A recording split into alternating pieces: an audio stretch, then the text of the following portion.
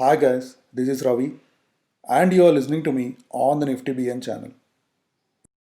In this video, I will explain how to pull some or all of the option chain data from the new website of nseindia.com into Excel using VBA macros. The regular option chain available on the NSE India website has a lot of redundant information that you can ignore. In fact, you just need the open interest, change in open interest, and to certain extent volume data. Also, for better assessment of data and decision making, you should narrow down your study to just 4 strikes away from the market price. To do this, you need to build a tool of your own using Excel and VBA. In this video, I will explain in great detail on how to do this. You will find the link to the entire code in the description below. While no programming experience or knowledge of VBA is required to use the code, some knowledge of Excel is recommended.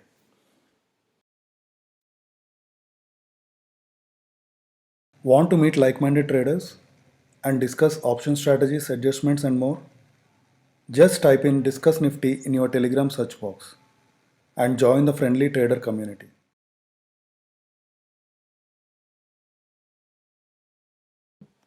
The first step is to identify the JSON API that will be utilized.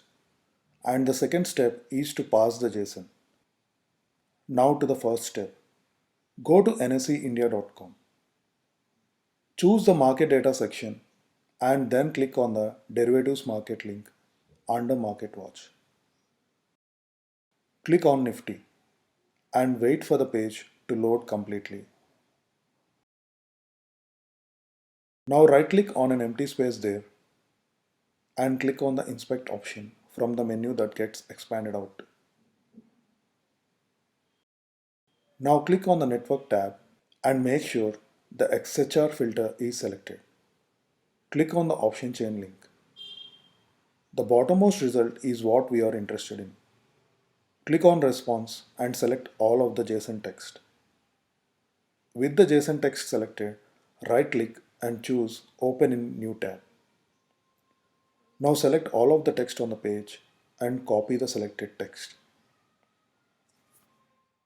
The next step is to go to google.com and search for JSON Beautifier. Click on the first result. Paste the text here and wait for a few seconds. The JSON structure will be loaded to the right window. Select View in the Switch Editor Mode dropbox. You should notice that inside the records object, there is an expiry dates key that contains an array of all the expiry dates. There are 4 other keys inside of the records object, namely date, timestamp, underlying value, and strike prices.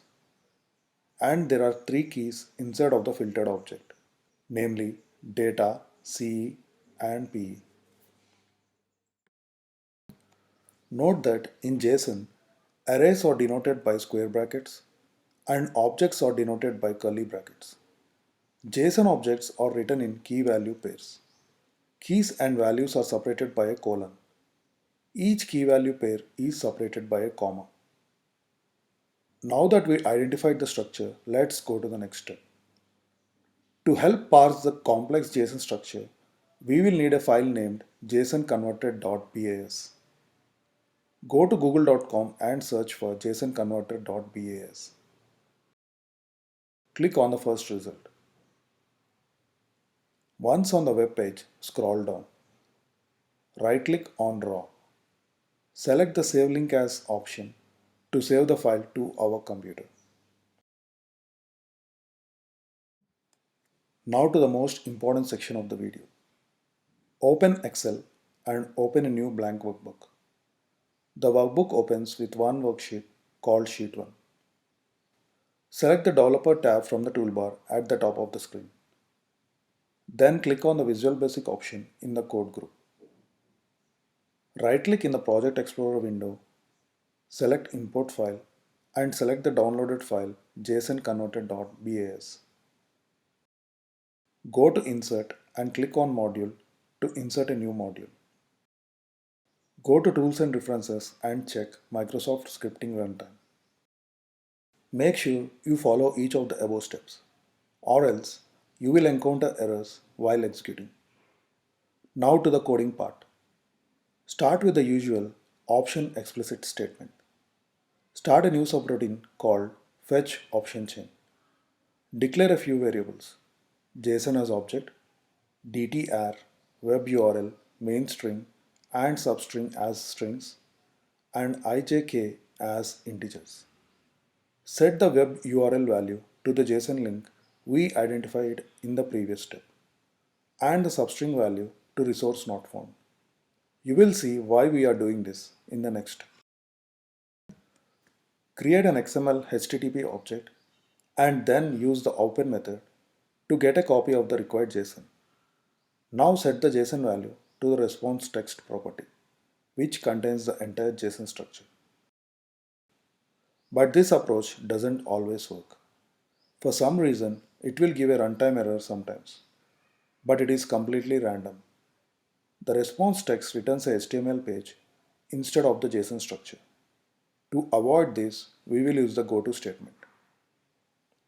That is, if we don't get the right JSON structure, we will wait 2 seconds and try again. We will loop until we get the right JSON structure. This is an extremely important step to avoid the runtime error, so don't skip this. The next step is to set the header rows, that is, the first 3 rows of sheet 1. In the first row, we load the underlying value, date and time values, and in the next 2 rows, we will indicate the values we are interested in. In the next step, we will set the other rows using the cells property. For this example, we will just fetch the strike price, open interest, and change in open interest values. But several other values such as total traded volume, implied volatility can also be fetched. The reason why we are discussing the cells property is because it's very useful in programming loops. That's because you can replace the numbers between rounded brackets with a value from your loop. Finally, we align all the cells by calling the subroutine align all cells. As mentioned earlier, you will find the link to the entire code we discussed in the video in the description below. Now run the code by either pressing the green play button or hitting the F5 key. If everything works out as planned, the data we are interested in should now be displayed in sheet 1. Don't forget to save the Excel file with .xlsm extension while closing the file. In the next part, I will discuss how we can use this data to determine the direction of the market and take appropriate decisions.